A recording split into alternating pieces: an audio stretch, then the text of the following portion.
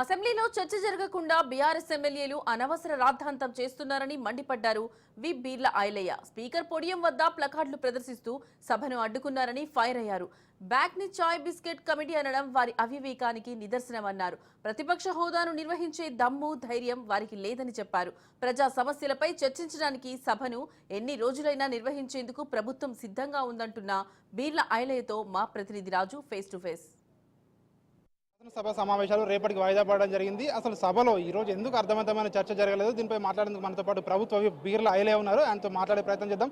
Sir, ఎందుకు BRS నేతలు పదే పదే వాకౌట్ చేస్తూ ఉన్నారు? ముఖ్యంగా సభలో నుంచి వాకౌట్ చేస్తారు, అదేవిధంగా బీఎస్సీ సమావేశంలోంచి కూడా వాకౌట్ చేయడం జరిగింది. ఎందుకు వస్తూ ఉంది ఇట్లా?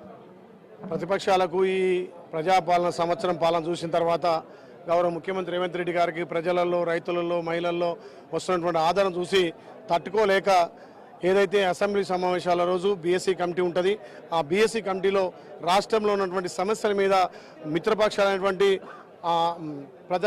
ప్రతిపక్షమైనటువంటి టీఆర్ఎస్ పార్టీ కానీ, ఎంఐఎం కానీ, బీజేపీ కానీ, అదేవిధంగా సిపిఐ పార్టీలతోటి చర్చించి ఎన్ని రోజులు సమావేశాలు జరగాలి, ఏ అంశాల మీద చర్చ పెట్టాలి, ఇలా తెలంగాణ ప్రజలు గమనిస్తున్నారు.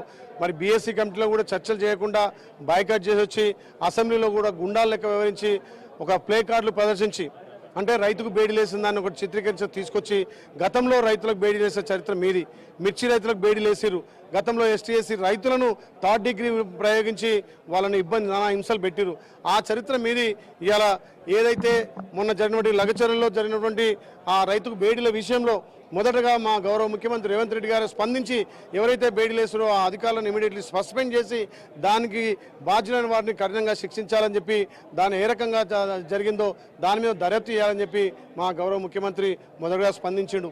మీరు మొదటగా స్పందించకపోగా మీరు రైతులకు బేడీలేసి రైతుల మీద తడ్డిక్ చేసి ఇలా అసెంబ్లీ సమావేశాలు సజావుగా జరుగుతుంటే కనీసం చర్చల్లో పాల్గొనే దమ్ము ధైర్యం లేక ఇలా ఒక గౌరవ స్పీకర్ అనే మర్యాదలు లేకుండా పోడియం వద్దకు దూసుకెళ్లి ప్లేకార్డు పరిశీలించి స్పీకర్ పోడియం కూడా ముట్టడం చాలా దుర్మార్గం చర్య.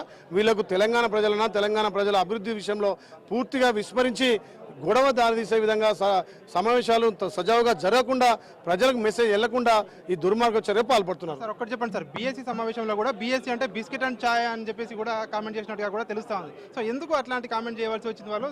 దీనిపై స్పీకర్ ఏమన్నారు? మరి ఈ విషయంలో వాళ్ళకే చిత్తశుద్ధి ఉండాలి. గత 10 ఏళ్లుగా మా శ్రీబాబు కానీ, అదేవిధంగా బట్టి విక్రమార్క కూడా మీ బీఎస్సీ కమిటీ వచ్చారు. మరి అప్పుడు మీరు ఛాయ్ బిస్కెట్లేనా? అంటే వాళ్ళకి బీఎస్సీ కమిటీ అంటే ఛాయ్ బిస్కెట్ కమిటీ లెక్క అనిపిస్తుంది. అంటే తెలంగాణ ప్రజలు మీకు అవకాశం ఇచ్చి అసెంబ్లీలో ఈ తెలంగాణ సమస్యలను పరిష్కరించమని, తెలంగాణ ఉన్నటువంటి వాటి మీద చర్చలు జరపమని చేస్తే దాన్ని ఛాయ్ బిస్కెట్ అంటారు. మీ అవివేకానికే మీకు వదిలేస్తున్నాం. మీరు ఛాయ్ బిస్కెట్ అంటే 10 ఏళ్ళు మీరు కూడా బీఎస్సీ కమిటీ నిర్వహించి ఛాయ్ బిస్కెట్ అంటే మరి దానికి అర్థం ఏందో వాళ్ళు తెలుసుకోవాల్సిన అవసరం ఉంది. ప్రతిపక్ష నాయకుడేమో ఫామ్ హౌస్ పరిమితమవుతాడు. మీరున్నటువంటి అలీబాబా అరడజన్ దొంగలేమో మీరు అసెంబ్లీని నడవనియరు. మరి తెలంగాణ ప్రజలకు ఏ రకంగా మెసేజ్ పోవాలి?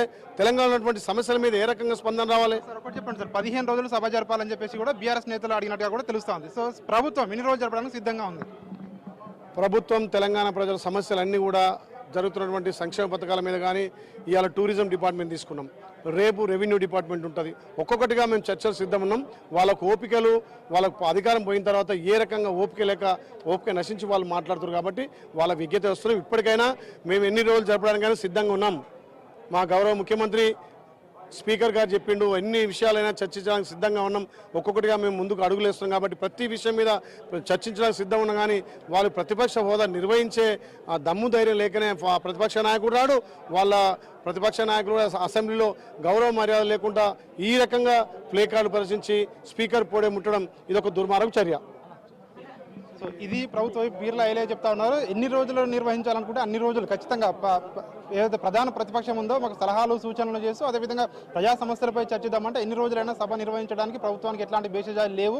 సో వాళ్ళు కావాలనే బీఆర్ఎస్ నేతలు కావాలనే రాద్ధాంతం చేస్తా ఉన్నారు, రాజకీయం చేస్తా ఉన్నారని చెప్పి కూడా ప్రభుత్వ బీర్ల ఐలయ్య చెప్తున్న పరిస్థితి మనకు కనిపిస్తూ ఉంది. కెమెరా పర్సన్ జనార్దన్తో రాజు.